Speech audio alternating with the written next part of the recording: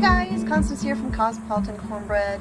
So today I just wanted to do a little bit of an informative video for you. Very recently I got this beautiful cutting board.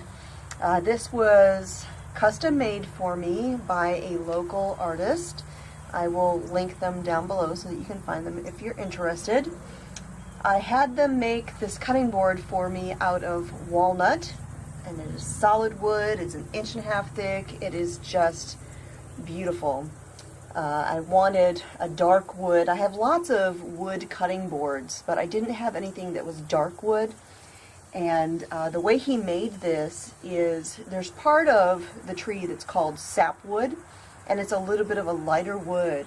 And so when he put this together, you know, these are several pieces of wood that are glued together, they're clamped together. So when this one was put together, he actually lined up all the sapwood on one side, so it actually almost looks like two completely different cutting boards. Isn't that beautiful?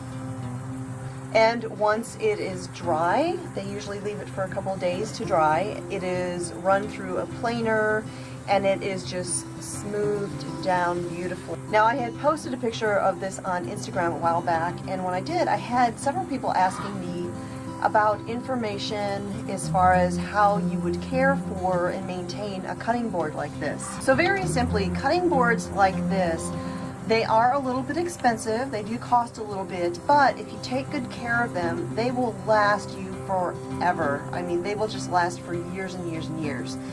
And first off, you may see Nubs wandering around here behind me. He's a little bit beside himself. Stumper is at the veterinarian today. She is being spayed.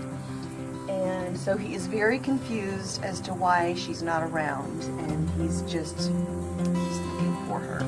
Sweet Nubs. So you may see him wandering around, and he may try and get on my lap because he's missing his sister.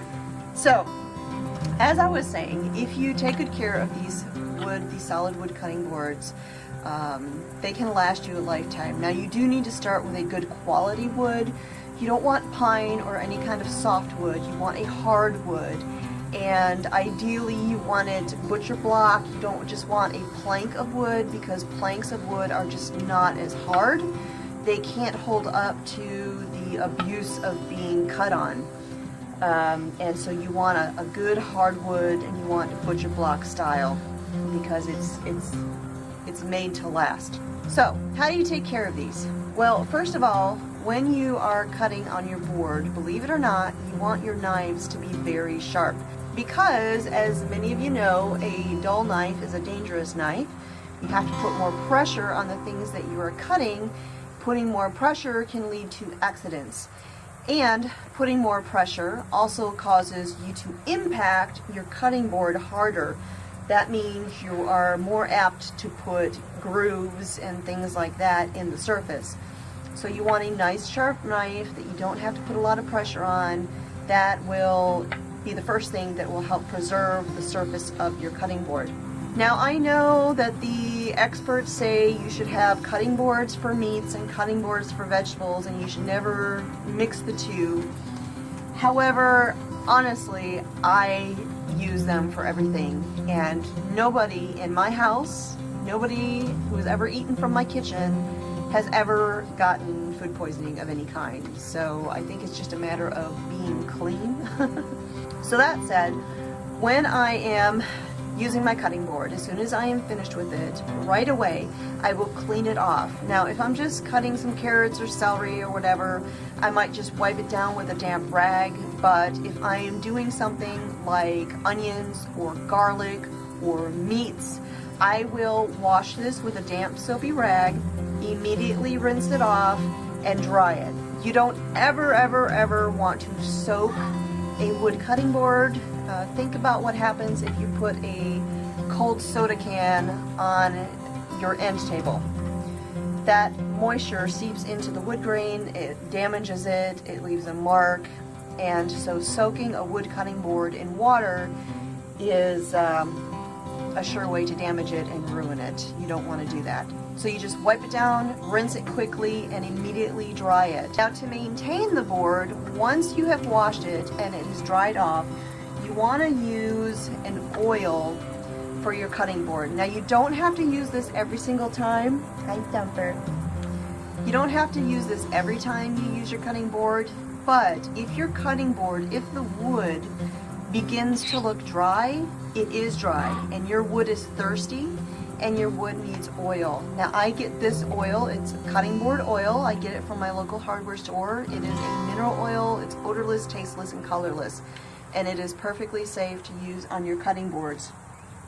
You don't want to use something like olive oil. I know it's handy and everybody has it in their kitchen, but olive oil or vegetable oil, a typical food oil, while it might preserve the wood for a little while, that oil has a tendency to go rancid and it will ruin your cutting board.